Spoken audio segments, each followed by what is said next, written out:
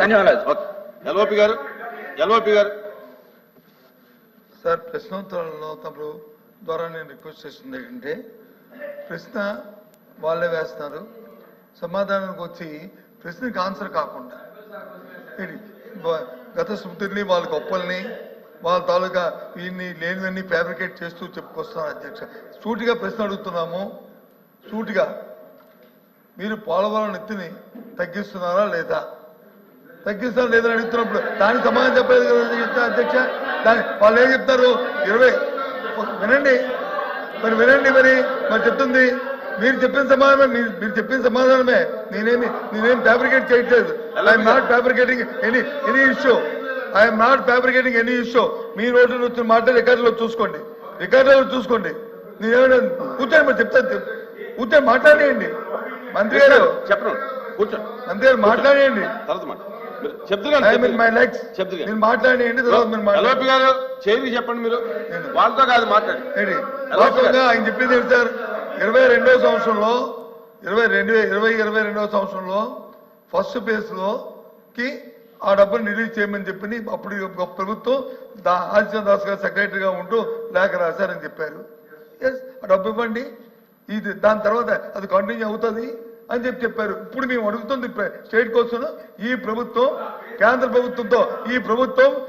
ప్రభుత్వంతో సంప్రదించిన తర్వాత ఉన్న సమాచారం ఏంటంటే, రాష్ట్ర ప్రజలకు అందరికీ ఆందోళన ఏంటంటే, ముఖ్యంగా ఉత్తరాంధ్ర ప్రాంతంలో మా ప్రజలకి, అలాగే రాయలసీమ ప్రజలకి ఏదైతే ఎత్తు తగ్గిస్తే రాబోయే ఇందాక విద్యుత్ శాఖ మంత్రి గారు ఏదైతే మాట్లాడారో 900 మెగావాట్ల విద్యుత్ ఇస్తున్నారో, లేకపోతే రాయలసీమకి వచ్చి మిగిలిన జిల్లాలు వెళ్ళాలన్నారో, మా సుదృష్టం తవ్వాలన్నారో, వీటికి అన్నిటికీ ప్రమాదం వచ్చే పరిస్థితి ఉంది.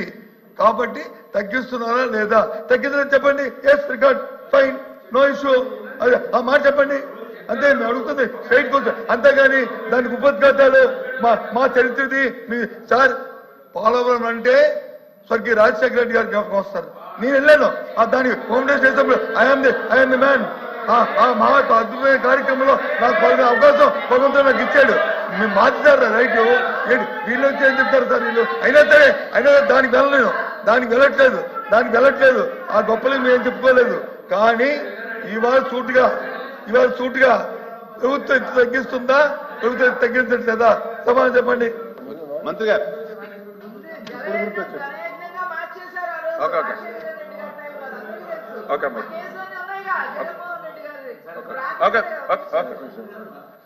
అధ్యక్ష, చాలా క్లియర్ గా ఇప్పుడే చెప్తూ ఉన్నారు. రాజశేఖర రెడ్డి గారు ప్రారంభించారని మరి నేను అడుగుతూ ఉన్నా. మీకు ఆ రోజు మరి 151 సీట్లు ఇచ్చారు, 50% ఓట్లు ఇచ్చారు, 14 నుంచి 19 దాకా ముఖ్యమంత్రిగా మరి ఉన్నారు. మరి ఎందుకు ఆ రోజు 72% పోలవరాన్ని యాజ్ ఎ రికార్డ్ చెప్తూ ఉన్నాయి? నేను చెప్పట్లా, యాజ్ ఏ పీపీ చెప్తుంది, సిడబ్ల్యూ చెప్తుంది. 2019కి 72% పూర్తయిందని.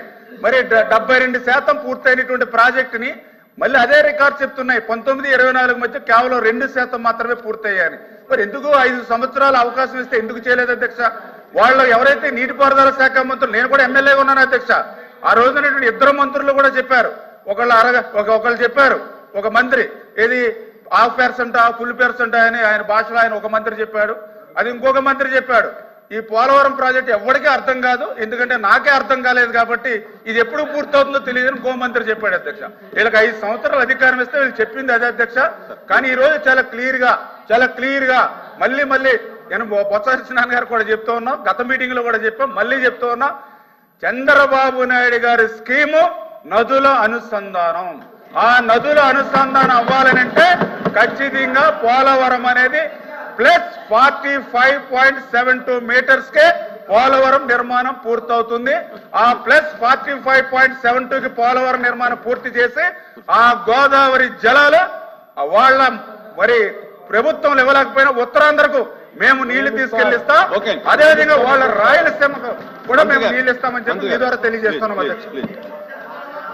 42,000 వీళ్ళు కేవలం సబ్సిడీ 13,000 కోట్ల రూపాయల వరకే, 13,255 కోట్లు సబ్సిడీల రూపాయలు ఇస్తే 14 నుంచి 19 వరకు అప్పటి ప్రజల, ఇప్పుడు 19 నుంచి 2004 వరకు మన జగన్ గారి ప్రభుత్వంలో సుమారుగా 47,800 కోట్ల రూపాయలు సబ్సిడీలు ప్రభుత్వమే భరించిందే అధ్యక్ష. కాబట్టి ఎట్టి పరిస్థితుల్లోనూ రేట్లు పెంచకుండా ఈ మొత్తం డ్రాప్ ఛార్జీలను ప్రభుత్వమే బేర్ చేయాలి. ఏ ఒక్క పైసా పెంచకుండా ఉన్న దాంట్లో కూడా తగ్గిస్తామని మాట ఇవ్వడం జరిగింది. కాబట్టి దాన్ని కూడా ఆ దిశగా చర్యలు తీసుకోవాలని మంత్రిని కోరుతుంది. అరుణ్ గారు. అధ్యక్ష,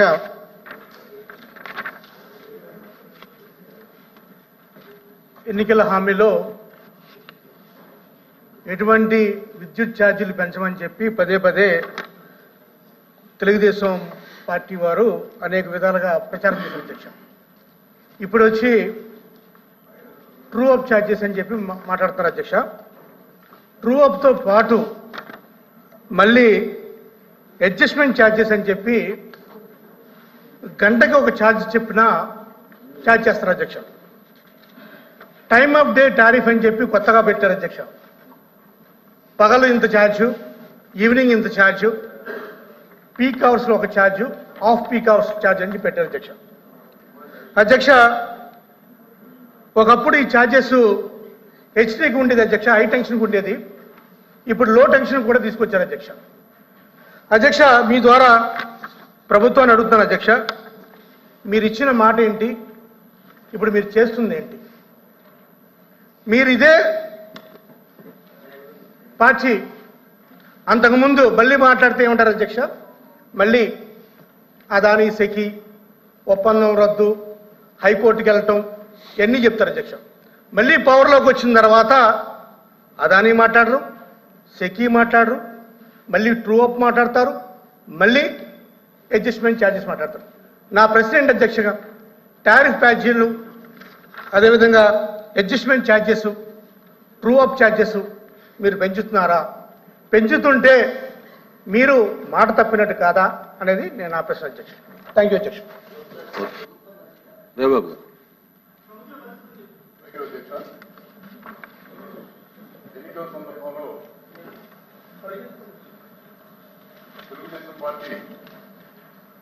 విశాఖపట్నంలో పులివెందులలో ఒక విజన్ డాక్యుమెంటరీ రిలీజ్ చేశారు అధ్యక్ష.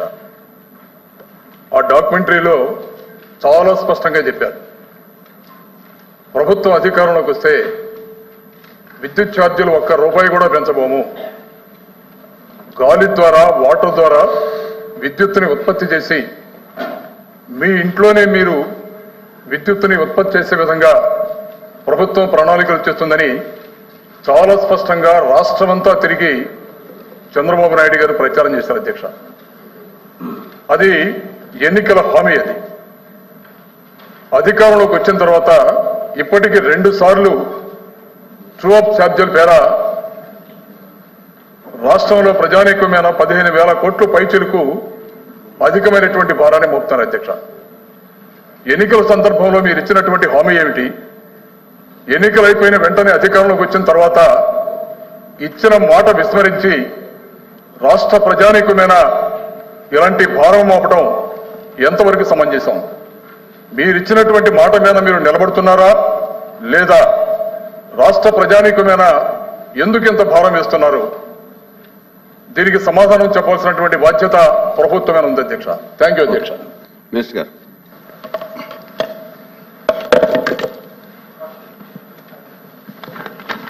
సార్, శివరామరెడ్డి గారు, అరుణ్ కుమార్ గారు, రఘుబాబు గారు వివిధ క్వశ్చన్లోకి అడిగారు. దాన్ని కూడా ముమ్మాటికి మేము ఒక మాట చెప్తున్నాం సార్.